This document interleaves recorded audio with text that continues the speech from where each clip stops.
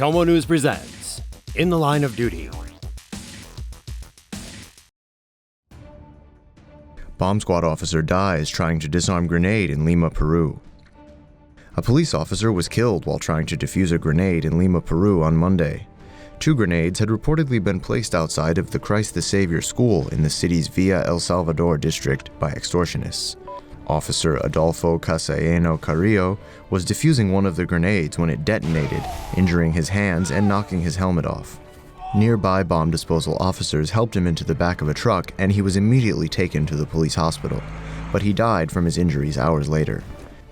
Carrillo spent 30 years on the police force, including 15 years on the bomb squad. Peru's Minister of the Interior, José Luis Pérez Guadalupe, called Carrillo a hero and requested a report on the events leading up to his death. 3 men tried to rob an off-duty cop and get shot.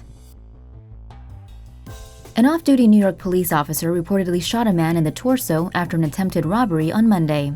A shooting took place after 3 men tried to rob an off-duty police officer in New York's Mount Hope area around 4 a.m. on Monday. Local reports say one of the 3 attackers was wearing a red jacket and carrying a gun, while another was wearing a black jacket and was carrying 2 knives. The 3 men reportedly approached the officer in an attempt to rob him before the officer opened fire, hitting the assailant holding the knife in the torso. The 2 other attackers reportedly fled the scene on foot. According to police, the missing attackers are still at large. Dashcam footage captures fatal shooting. This dashcam footage captures the heart-stopping moments leading to the fatal shooting of an armed suspect by South Carolina police.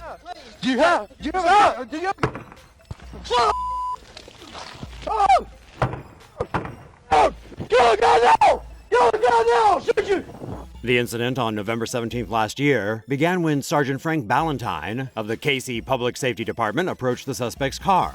The officer tells 21-year-old suspect Demetrius Bryant he can smell marijuana in the car and asks him to step outside. Ballantyne is then joined by Public Safety Officer Rhett Kelly, and the 2 officers attempt to arrest Bryant after finding marijuana in his pocket. Weed right there. How about hand me that one? See? So that's what we're talking about. See, I told you I smelled a little weed. See, you just pulled that out and handed it right to me. You forget that you had that? Did you forget about it? It ain't really. Well, I know it's just a little bit of weed, but it's still the fact is that you got weed there. Go ahead and put your hands behind your back for me, okay? Don't tense up. Don't tense up. Just put your, listen to me. What I'm trying to tell you is put your hand behind your back. Don't tense, no, you're tensing up. I'm not tensing. I'm going to tell you, put your hand behind, no, listen to me. It's the way how you hold it? No, I'm trying to explain to you. No, listen to me. Listen to me. This is a little misdemeanor, okay? It's just a little thing. Okay, do not pull away from me. Do not pull away from me, okay? Listen to me. No. Your arm is tense. Your arm is tense, partner. Man, listen to me. Listen to me. You're pulling away. It's the way. Listen to me. You got my hand, man. Listen to me. You can charge resisting now. You can charge resisting. Hey, stop. Do you have? Go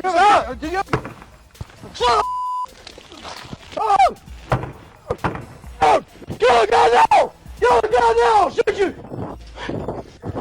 Shots fired!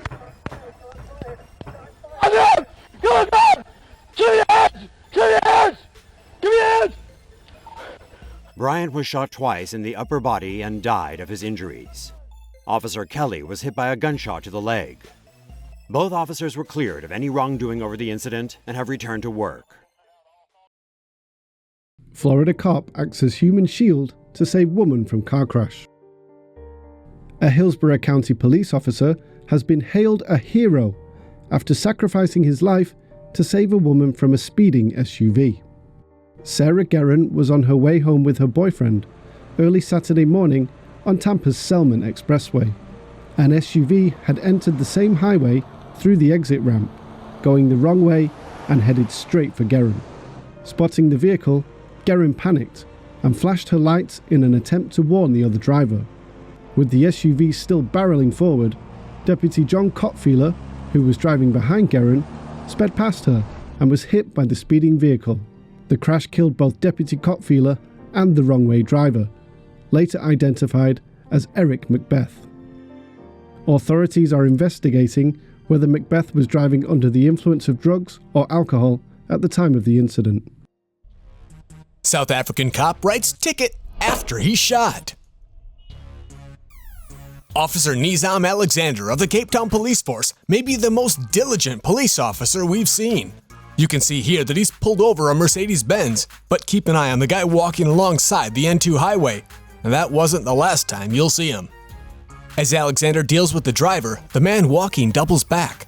You'll be able to clearly see on dashcam video from the officer's car that he's up to no good. His gun jams, but he follows through with the plan. He creeps up behind the officer and demands his firearm. Just watch how this plays out. He shot him! Luckily, the officer was wearing a bulletproof vest and is able to take cover behind the car. His training kicks in. It's time to pursue the bigger threat here. Several shots are fired, but the gunman gets away. A few minutes later, you can see backup has arrived, but this cop didn't forget why he was out there in the first place. No. He proceeds to pick up right where he left off and issues a ticket for driving over the yellow line. The City of Cape Town's Traffic Services awarded Officer Alexander for his professionalism and dedication to duty. Yeah, let's just ignore the fact that he placed the driver and passengers in the line of fire when he took cover behind their car.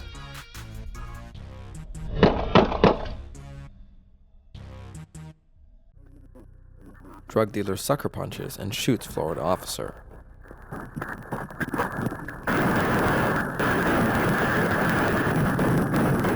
What was supposed to have been a routine traffic stop turned violent and quickly escalated into a dramatic shootout between a Florida deputy and an alleged drug dealer. On Thursday night, Indian River County Sheriff's Deputy Chris Lester pulled over this man, Andrew Coffey, a 52-year-old who had spent the majority of his adult life behind bars for attempted murder and who had recently been arrested on drug-related charges. Dramatic dashcam footage of the incident, released by authorities on Friday, shows what happened after Deputy Lester pulled Coffey over for not having a license tag on his scooter. Coffey is seen getting into an argument with the officer, before suddenly delivering a powerful haymaker to his face. Police say Coffey next drew a weapon from his waistband, a .357 Magnum revolver to be exact, a powerful weapon holding 6 cartridges and among the deadliest of pistols. It's not yet clear how many rounds Coffey fired, but Deputy Lester sustained an injury to his leg. The officer returned fire, emptying 14 Glock 45 handgun rounds that struck Coffey twice in the abdomen. The suspect fled the scene, but was soon found hiding in a nearby fruit packing company. Officer Lester, who was the first deputy to be struck by gunfire in the line of duty in Indian River in nearly 3 decades, is reportedly in good condition, while Coffey is undergoing surgery for his injuries.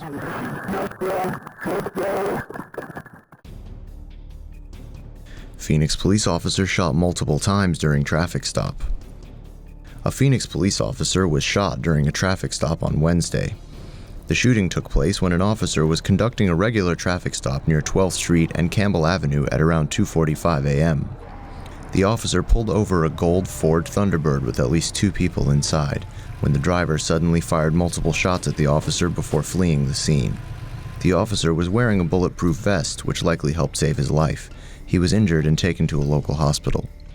Police found the suspect's abandoned vehicle shortly after the shooting, but the suspect remains at large. Detective killed by friendly fire during suicide by cop shootout. A Maryland police officer was accidentally shot dead by fellow officers while trying to stop a gunman on a shooting rampage. Brothers Michael Malik and Elijah Ford drove to a police station in Prince George's County on Sunday afternoon to initiate a shootout. Michael opened fire at the station, hitting 2 vehicles and a passing ambulance. His brothers filmed the entire incident, leading authorities to believe Michael intended to be gunned down by police. Officer Ja'Kai Colson found himself in the middle of the gunfight and returned fire to attract the shooter's attention away from the station. Though his actions allowed police to take down the 22-year-old gunman, Colson himself was inadvertently shot dead by a fellow officer. Malik and Elijah Ford fled the scene afterwards but have since been taken into police custody. All three brothers will be charged with second-degree murder, attempted first-degree murder, and use of a handgun in the commission of a felony, among other charges. Texas cop viciously shot to death while pumping gas. Houston authorities have launched a manhunt for an assailant who shot a veteran police officer to death on Friday night. The fatal shooting took place at a gas station in northwest Harris County, Texas. Authorities say Harris County Deputy Darren Goforth was killed while refueling his patrol car's gas tank. A man came up from behind and fired multiple shots at him. When Goforth fell to the ground, police say the man fired more shots at the stricken officer. The suspect is believed to have fled in a Ford Ranger pickup. According to the Harris County Sheriff's Office, Goforth was a 10-year veteran and is survived by a wife and 2 children. The shooting marks the first time a Texas police officer has been fatally shot this year. Fugitive rapist fatally shot by Kentucky police. Following a 6-day manhunt, fugitive rapist Floyd Ray Cook, accused of shooting a police officer at a traffic stop on Saturday, was killed by Kentucky police early Friday.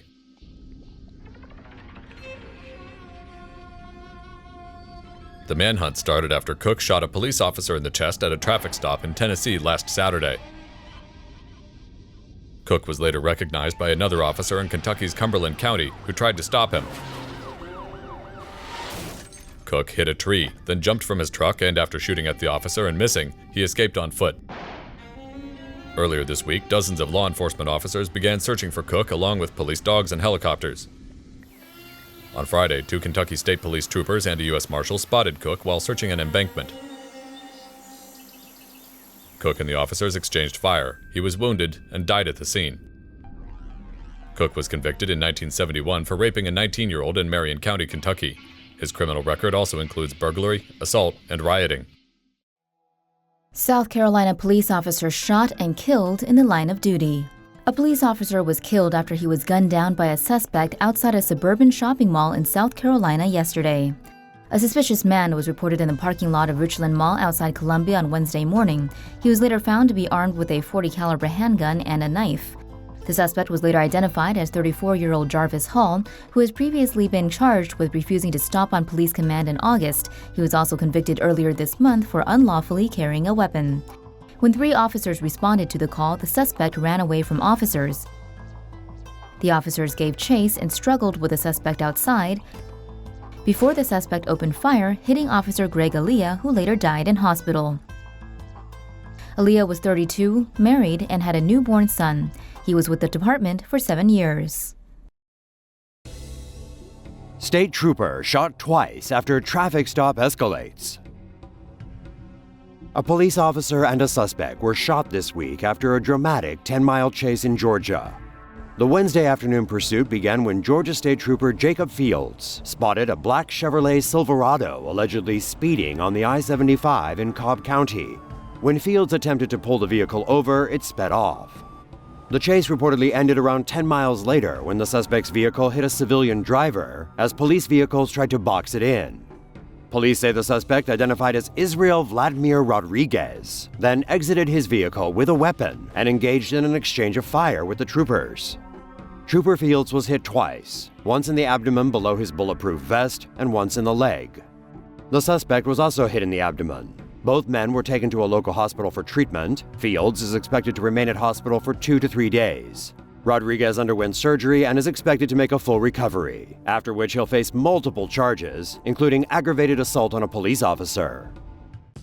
Gunman ambushes Las Vegas police officers. A police officer was shot in his vehicle during what the Las Vegas Police Department is calling an ambush-style attack after he and a fellow officer responded to a disturbance call at a nearby 99-cent store. Just after midday on Sunday, 2 police officers pulled up at an intersection and were getting ready to make a left turn when a gunman approached their vehicle and fired at them 3 times with a semi-automatic handgun.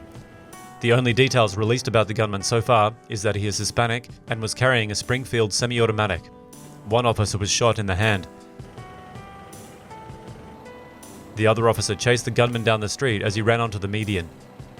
Police eventually caught the man in front of a 7-Eleven, where he also discarded his weapon. The gunman has been taken into custody. The injured police officer is recovering. The attack comes in the wake of several attacks on police across the country in recent days. Michigan State Trooper dragged for miles by elderly driver dies in hospital. Governor Rick Snyder of Michigan has asked for prayers for the family of a state trooper who died after being dragged for several miles on Friday. Michigan State Trooper Chad Wolf was driving his motorcycle on North Dixie Highway around 6:30 a.m. on Friday. A 72-year-old man driving a sedan and pulling an empty flatbed trailer in the left lane wanted to exit right to I-75 North. That driver abruptly merged right but didn't realize he'd hit the state policeman's motorcycle. Wolf was caught under the flatbed trailer and dragged for over 4 miles. The driver pulled into a rest stop on I-75 North where other people noticed Officer Wolf and called 911. He later died in hospital. The 72-year-old driver has been cooperating with the police investigation and has not been charged. Ohio man told ex he wanted to kill a cop. A man who apparently told his girlfriend he was going to kill a cop is in custody after an Ohio police officer was gunned down in cold blood in Danville, Ohio, late on Sunday night. Herschel Jones told his ex-girlfriend he was looking to kill a cop before taking off with weapons, according to Reuters. The ex-girlfriend then called Danville police at 11:20 p.m. to warn them. Dispatchers tried to make contact with Officer Thomas Cottrell, one of just 6 Danville officers, but were unable to reach him. Officer Cottrell's body was found at the back of Danville Municipal Building some 30 minutes after the call. He had been shot. His service weapon and police cruiser were missing. Jones was arrested at around 1:36 a.m. following a short chase after he was spotted running from a home in Danville. Jones, who has a lengthy criminal record, was last released from jail in April 2015.